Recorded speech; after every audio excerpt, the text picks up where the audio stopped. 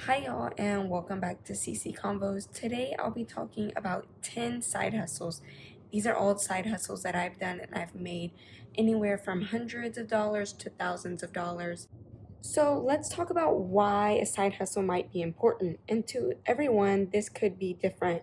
Some people, it could be a way to make money to be able to basically have a shelter over their head or have food to survive. It could be a way for someone to speed up their savings or create an emergency fund. If you have a goal to save $10,000, a side hustle can help you reach that faster. Maybe it is to build a nice retirement fund. And I'm actually going to touch base on that in this video, and I'm going to show you, I'm going to run some numbers and tell you how a side hustle, even just making a little bit of money, can set you up for a pretty nice retirement. A side hustle could also be a way to save something for maybe a vacation, or you just want to buy something cool, or maybe it's an experiment just to see how much money you can make and if you can actually make money from something. It could also be a way to have less stress because you're not as reliant on your job. In case you were to lose your job, you would be able to make money to support your living regardless. Since this is a part of personal finance, it is personal to everyone, and you might have a different reason of why you want a side hustle than someone else. This is just going to be a pretty quick video. It's just going to kind of touch on the surface of these side hustles. We're not going to go in depth. If you do want to see a video that goes in depth, please leave a comment down below. So number one would be DoorDash. I know you've seen this probably everywhere, but is it a legit way to make money? And you can stay on the platform for years, even if you don't dash within a year. So this can be a good way. If you were to lose your job, you could jump on that day and still make money. Okay, so this second side hustle would be a personal assistant, and this could be anything from checking emails, organizing someone's office space, filing papers, website management, design, whatever. The next big one is a pet sitter or a house sitter, and a lot of times these can be combined because when someone needs to have their pet watched, a lot of times they want their house sat as well. So you basically just spend the night and you watch everything. I've done this a lot. It is really easy. You can combine this side hustle with other side hustles because it doesn't really require direct attention all the time. So you get paid basically a fee for the day, maybe $30 a day, and you can do things during the day because you only really feed the dog or the cat in the morning and the evening. So during the day, you can do something else to make money. Number four would be babysitting, and I know this is a very common one, but it's a high demand, especially with the rising cost of childcare and with so many apps nowadays like Nextdoor. You can find somebody relatively easily that is looking for a babysitter. Number five would be a reseller.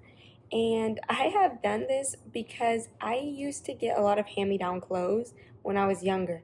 And I would get trash bags full of clothes, and there's no way I would wear all of that. And first off, I probably didn't like all of it. And so the stuff that I didn't like or wasn't going to use, I ended up reselling on Poshmark. So these things came free to me and I ended up selling them. But I've also found things on the side of the road, especially during trash day in upper middle class neighborhoods. Some people just throw out bikes, and you can sell bikes on apps like OfferUp, and you can even say that they're broken and people will pay like $20 for these things. Number six would be something like yard work. And I know for women, it might not be as common. We might not want to get out there and mow grass. Maybe it's not as safe, or people won't necessarily take us serious. But you could do something like flower beds, gardening. I have cleaned out flower beds before, planted flowers and things like that. And to me, it's kind of fun because I like gardening. Number seven would be data entry. And I have actually done this before for a neighbor. They had a bunch of family recipes and they didn't want to lose them. And they wanted to have a way that they could easily access these recipes. So they wanted to get an app that you could basically put all your recipes in. It makes a cookbook.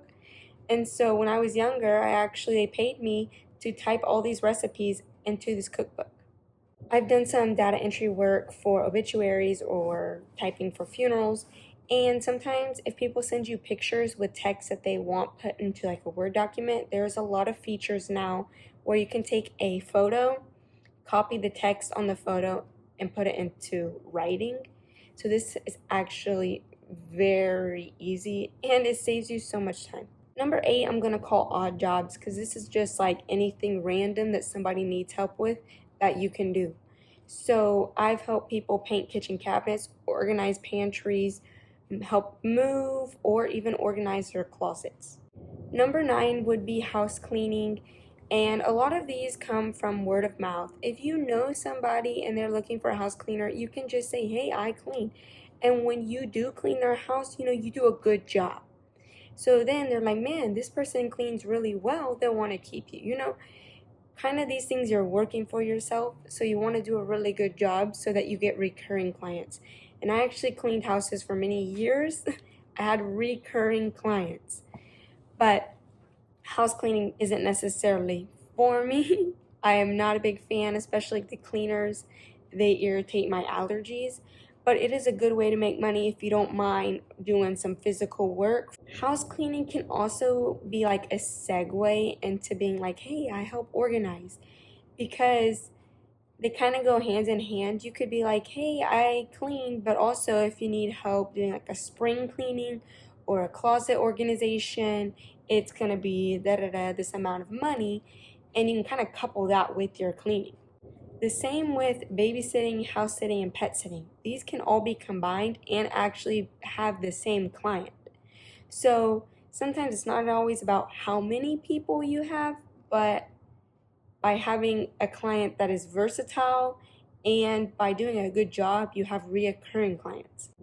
And number 10 is relative to whatever your hobby is. And for me, I've found that selling houseplants or even just cuttings from houseplants actually makes pretty good money. So it's not enough to pay like your rent unless you have a crazy amount of plants, but there's like really no cost. So if you have a plant, and there's some plants that are kind of trending and a lot of people want to buy cuttings and they grow fast. So I had a plant, it grew really fast and I was constantly cutting it. Maybe cuttings this much. I just stick them in water and I was selling each cutting for $5. Those things would sell within 1 week, and I kept doing it over and over. For me, I am big about being able to save money now, but still live and have a good life, a good quality of life, but also setting myself up for retirement. And this is a perfect example that you don't have to be making a lot of money to be able to set yourself up for a pretty nice retirement.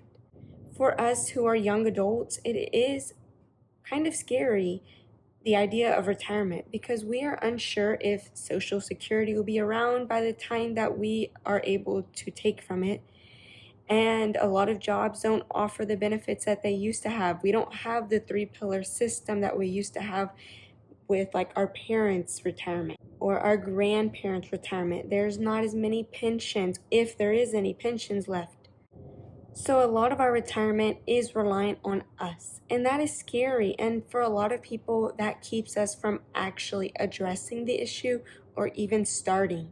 So if you are a young adult, 20s, 30s, I would definitely look into this. This is very achievable, and I'm going to run some numbers that will show you how much per day you actually need to make. Well, let's just go to a compound interest calculator, and you can find these on the web. They're free to use. And first you're going to put in your initial investment, which will probably be $0. Then you'll just fill in what it is. So your monthly contribution is going to be $200. This is very achievable, and this is a good place to start. Then the average return of the stock market is 10% per year. That does not mean that every year you're going to get 10% return, because some years it's less and some years it's way more. So this is the average. I put a variance of 2% just to give it some room, and you're going to put 40 years. So this is really good for someone who is between the ages of 20 and 25. This is a great way to start. And if you look at this shows in those 40 years of just $200 a month, you can have $1 million. And yes, $1 million in 40 years from now is not going to be the same as $1 million today, but something is better than nothing. Statistically, about half of Americans do not have a retirement plan or account, and only about 10% actually end up having $1 million in their retirement. If we just go to a regular calculator and we do some simple math. So if you want to work 5 days a week, so you still want to have the weekends off, and there's 4 weeks in a month. So we're going to times that. That is 20 days. So 20 working days within 1 month. And if we want to invest $200 a month, we're going to divide the 200 by 20. That is $10 a day. So $10 a day, that is very achievable. So this video is for you to be creative on ways to make money and kind of reduce some of that scariness around retirement. So with this plan, this is a plan that I'm using, and it can always be tweaked to make it, maybe you want to work less days, maybe you want to retire earlier, whatever it may be. But this is a good plan to start with, and when you put the math all the way to 1 day is only $10, then that is a lot more achievable. So I hope this motivates you and that you found something helpful. I know these side hustles are very common ones, but the thing is, the very common ones are in high demand and they've been around for a long time and they still work. Thing is, a lot of these videos that tell you how to make hundreds of dollars a day clicking and liking music, a lot of them are scams. Like, to make money, you actually have to do some work. And a lot of time it is exchanging our time for money. But then, by initially exchanging your time for money, you can buy assets and you can invest, which will build true wealth. I hope you enjoyed this video, and if you would like to see more content like this, talking about personal finance, saving money, anything like that, please leave a comment down below, and I'd be happy to share.